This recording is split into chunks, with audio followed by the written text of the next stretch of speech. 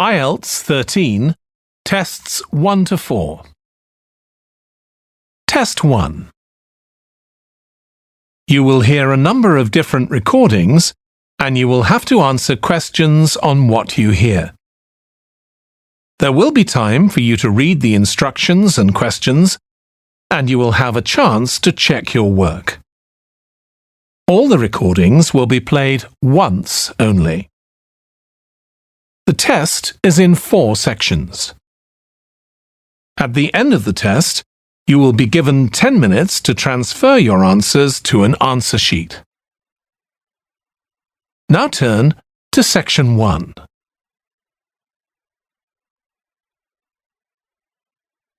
Section 1. You will hear a telephone conversation between a woman who wants to attend a cookery class and an official at a tourist information centre. First, you have some time to look at questions 1 to 6.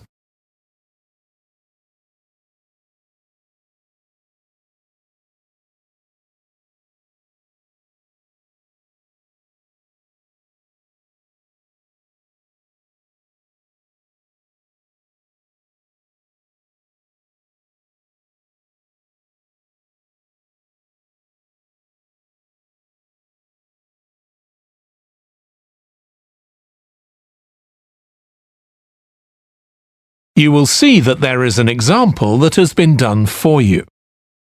On this occasion only, the conversation relating to this will be played first. Hello, Tourist Information Centre. Mike speaking. How can I help you? Oh, hi. I wanted to find out about cookery classes. I believe there are some one-day classes for tourists. Well, they're open to everyone, but tourists are always welcome. OK, let me give you some details of what's available. There are several classes. One very popular one is at the food studio. The first cooking class is at the food studio, so studio has been written in the space. Now we shall begin. You should answer the questions as you listen because you will not hear the recording a second time. Listen carefully and answer questions 1 to 6. Hello, Tourist Information Centre. Mike speaking. How can I help you? Oh, hi. I wanted to find out about cookery classes. I believe there are some one-day classes for tourists. Well, they're open to everyone, but tourists are always welcome. OK, let me give you some details of what's available. There are several classes. One very popular one is at the food studio. OK. They focus on seasonal products, and as well as teaching you how to cook them, they also show you how to choose them. Right, that sounds good. How big are the classes? I'm not sure exactly, but they'll be quite small. And could I get a private lesson there? I think so. Let me check. Yes, they do offer those. Though, in fact, most of the people who attend the classes find it's a nice way of getting to know one another. I suppose it must be, yes. And this company has a special deal for clients where they offer a discount of 20% if you return for a further class. OK, but you said there were several classes. That's right. Another one you might be interested in is Bond's Cookery School. They're quite new. They just opened 6 months ago, but I've heard good things about them. They concentrate on teaching you to prepare healthy food, and they have quite a lot of specialist staff. So, is that food for people on a diet and things like that? I don't know if I'd be interested in that. Well, I don't think they particularly focus on low-calorie diets or weight loss. It's more to do with recipes that look at specific needs, like including ingredients that will help build up your bones and make them stronger, that sort of thing. I see. Well, I might be interested. I'm not sure. Do they have a website I could check? Yes. Just key in the name of the school. It'll come up. And if you want to know more about them, every Thursday evening they have a lecture at the school. It's free, and you don't need to book or anything. Just turn up at 7:30. And that might give you an idea of whether you want to go to an actual class. Before you hear the rest of the conversation, you have some time to look at questions 7 to 10.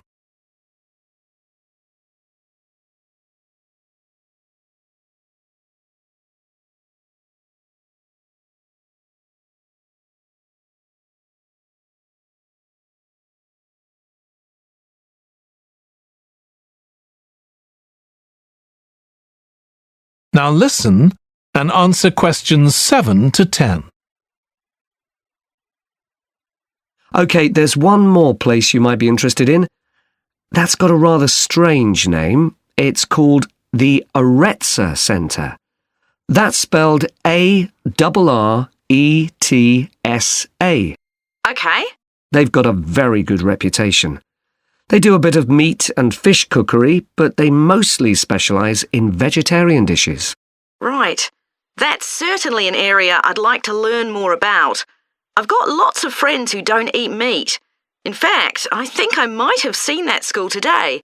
Is it just by the market? That's right. So they don't have any problem getting their ingredients. They're right next door. And they also offer a special 2-hour course in how to use a knife. They cover all the different skills, buying them, sharpening, chopping techniques. It gets booked up quickly, though, so you'd need to check it was available. Right. Well, thank you very much. I'll go and check that out.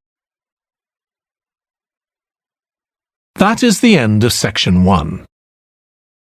You now have half a minute to check your answers.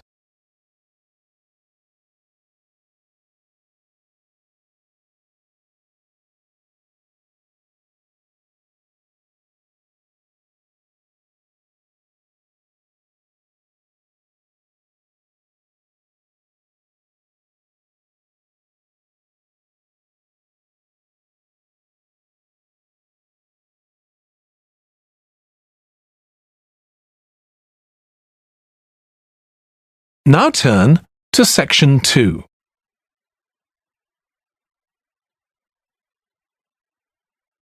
Section 2. You will hear the chairman of the Highways Committee of Granford speaking to members of the public about proposed changes to traffic and parking in the area. First, you have some time to look at questions 11 to 13.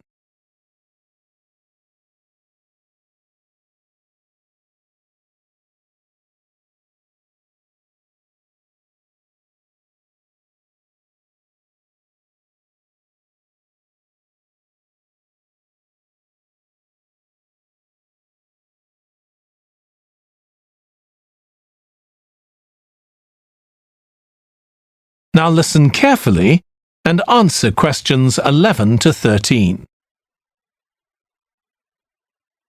Good evening, everyone. My name's Phil Sutton, and I'm chairman of the Highways Committee. We've called this meeting to inform members of the public about the new regulations for traffic and parking we're proposing for Granford. I'll start by summarising these changes before we open the meeting to questions. So, why do we need to make these changes to traffic systems in Granford? Well, we're very aware that traffic is becoming an increasing problem. It's been especially noticeable with the increase in heavy traffic while they've been building the new hospital. But it's the overall rise in the volume of traffic of all kinds that's concerning us. To date, there's not been any increase in traffic accidents, but that's not something we want to see happen, obviously.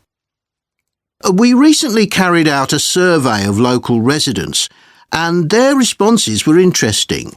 People were very concerned about the lack of visibility on some roads due to cars parked along the sides of the roads.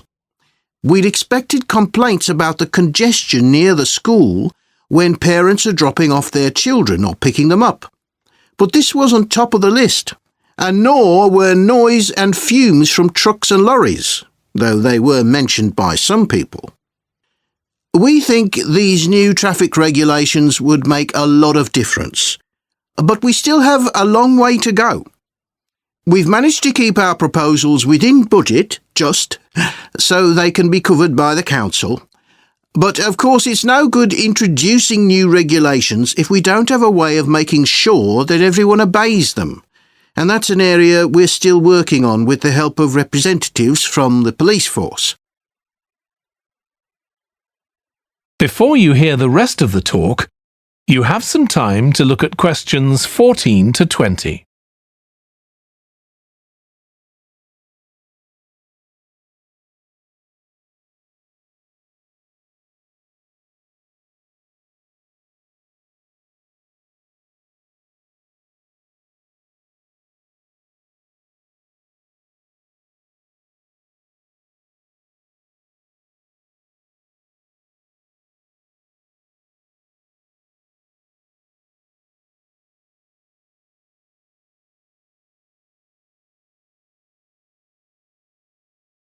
Now listen and answer questions 14 to 20. OK, so this slide shows a map of the central area of Granford with the High Street in the middle and School Road on the right. Now, we already have a set of traffic lights in the High Street at the junction with Station Road, but we're planning to have another set at the other end at the School Road junction to regulate the flow of traffic along the High Street. We've decided we definitely need a pedestrian crossing.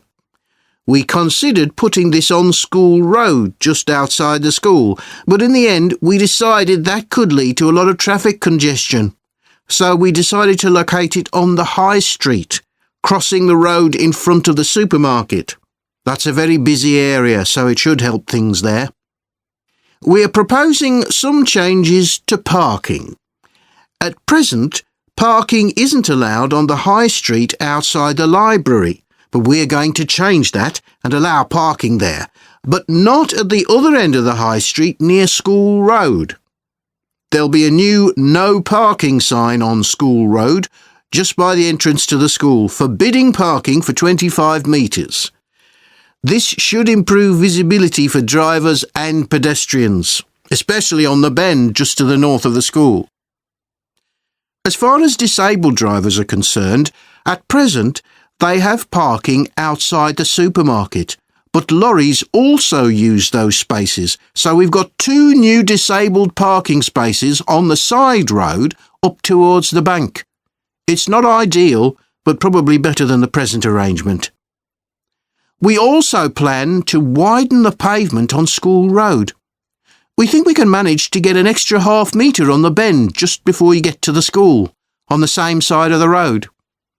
Finally, we've introduced new restrictions on loading and unloading for the supermarket, so lorries will only be allowed to stop there before 8 a.m. That's the supermarket on School Road. We kept to the existing arrangements with the High Street supermarket. OK, so that's about it. Now, That is the end of section 2. You now have half a minute to check your answers.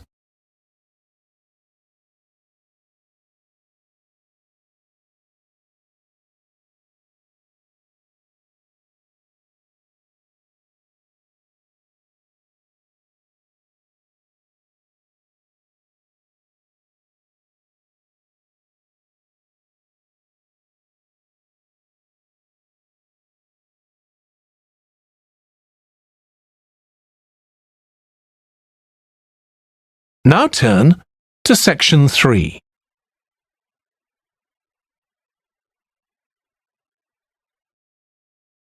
Section 3.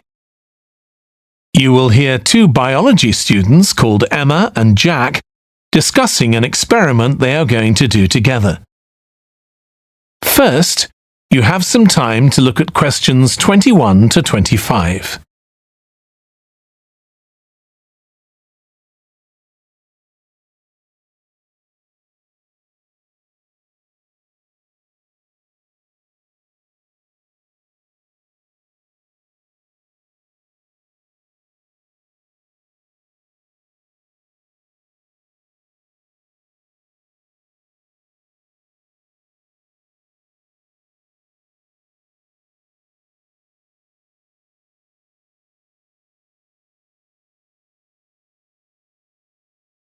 Now listen carefully and answer questions 21 to 25.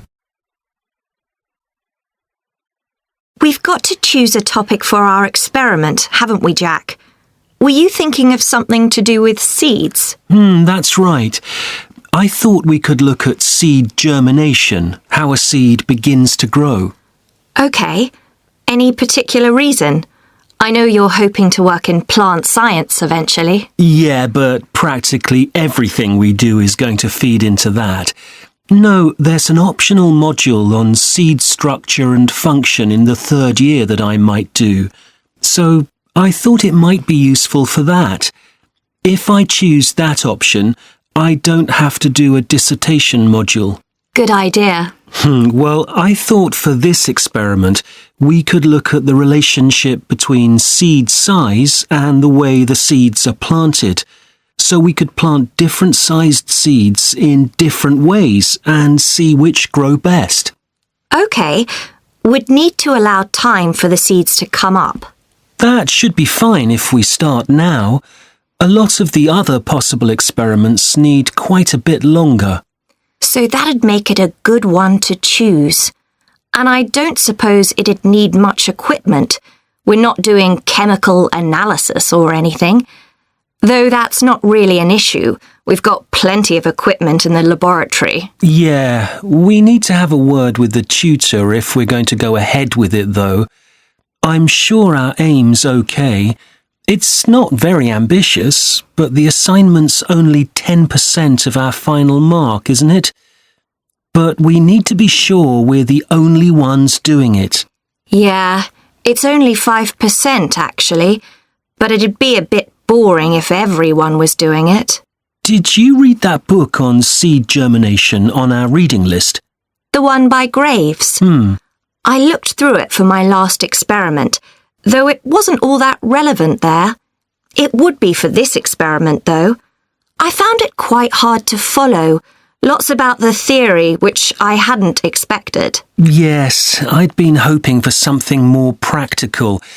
It does include references to the recent findings on genetically modified seeds, though. Yes, that was interesting. I read an article about seed germination by Lee Hall.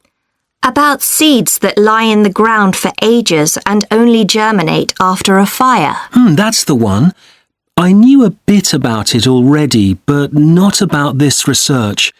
His analysis of figures comparing the times of the fires and the proportion of seeds that germinated was done in a lot of detail. Very impressive. Was that the article with the illustrations of early stages of plant development? They were very clear. I think those diagrams were in another article.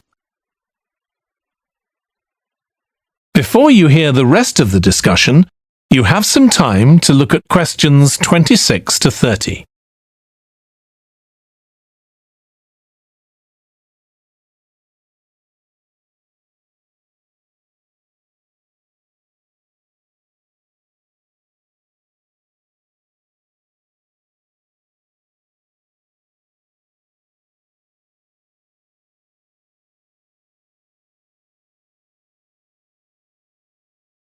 Now listen and answer questions 26 to 30. Anyway, shall we have a look at the procedure for our experiment? We'll need to get going with it quite soon. Right. So the first thing we have to do is find our seeds. I think vegetable seeds would be best, and obviously they mustn't all be the same size. So how many sorts do we need? About 4 different ones? I think that would be enough. There'll be quite a large number of seeds for each one. Then for each seed, we need to find out how much it weighs and also measure its dimensions. And we need to keep a careful record of all that. That'll be quite time-consuming. And we also need to decide how deep we're going to plant the seeds. Right on the surface, a few millimetres down, or several centimetres. OK, so then we get planting. Do you think we can plant several seeds together in the same plant pot? No, I think we need a different one for each seed. Right. And we'll need to label them. We can use different coloured labels. Then we wait for the seeds to germinate. I reckon that'll be about 3 weeks, depending on what the weather's like. Then we see if our plants have come up and write down how tall they've grown. Then all we have to do is look at our numbers and see if there's any relation between them. That's right. So then we get... That is the end of section 3. You now have half a minute to check your answers.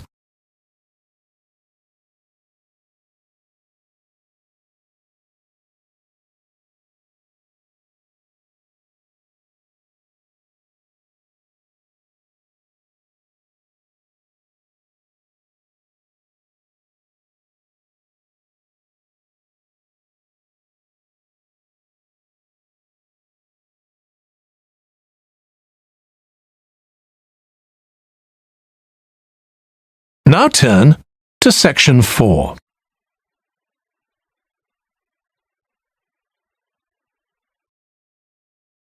Section 4.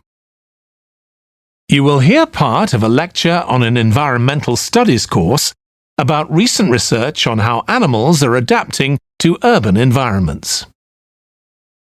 First, you have some time to look at questions 31 to 40.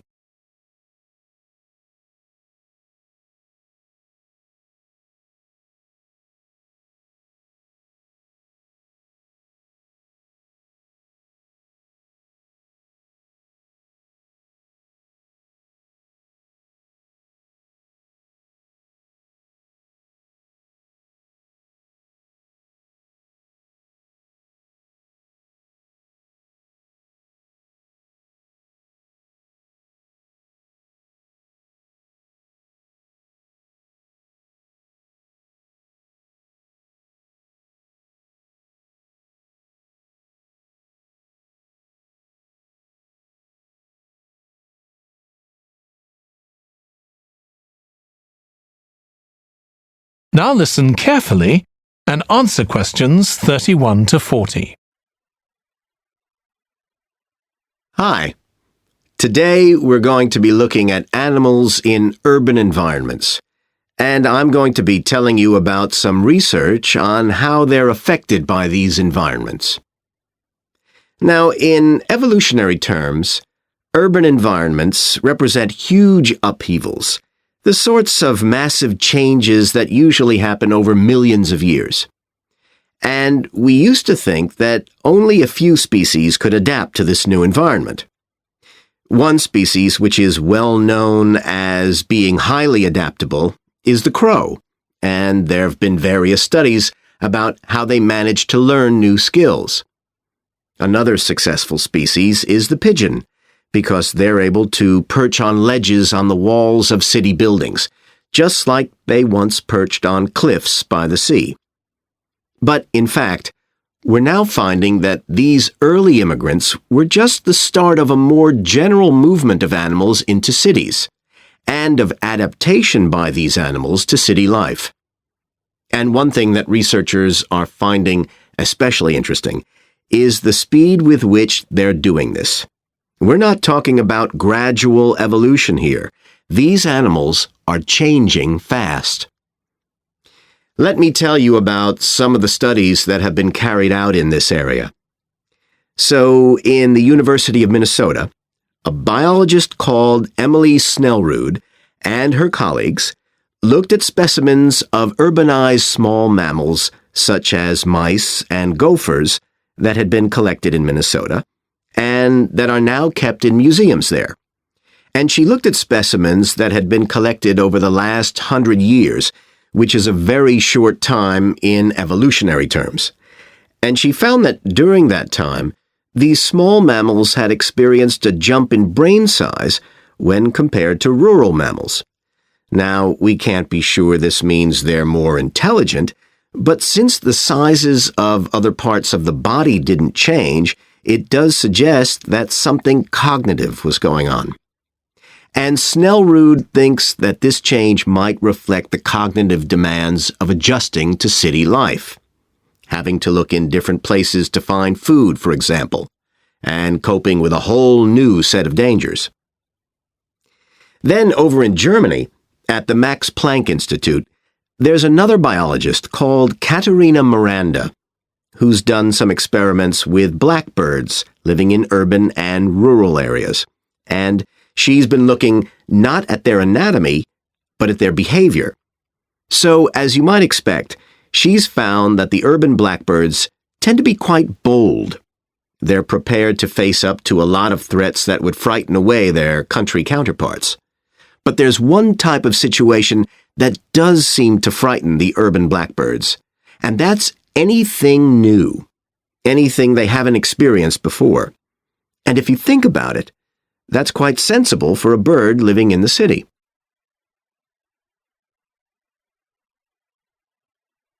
Jonathan Atwell, in Indiana University, is looking at how a range of animals respond to urban environments.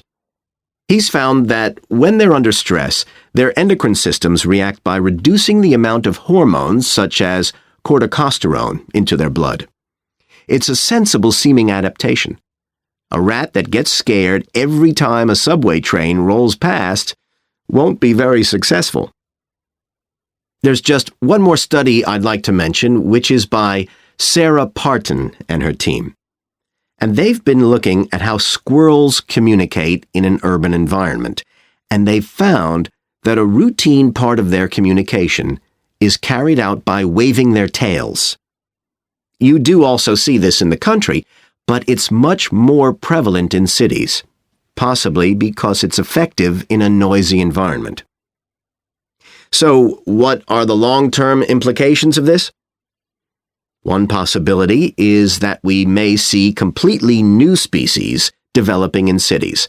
But on the other hand, it's possible that not all of these adaptations will be permanent.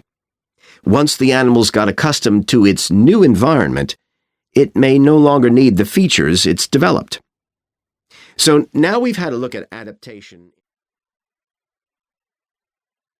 That is the end of section 4. You now have half a minute to check your answers.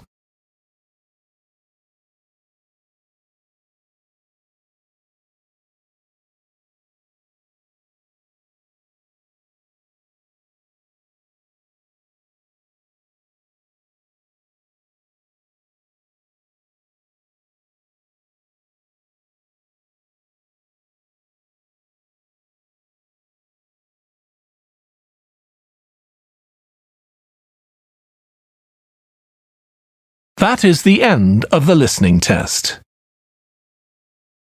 In the IELTS test, you would now have 10 minutes to transfer your answers to the answer sheet.